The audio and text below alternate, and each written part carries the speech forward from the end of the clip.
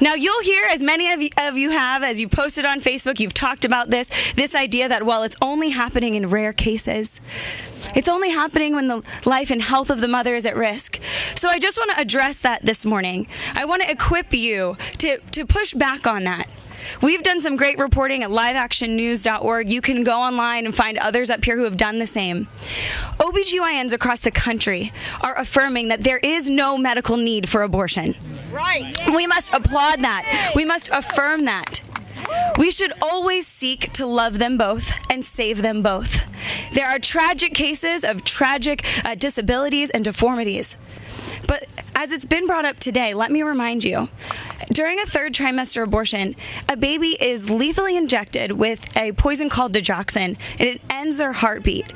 Labor is then induced. This baby is still delivered.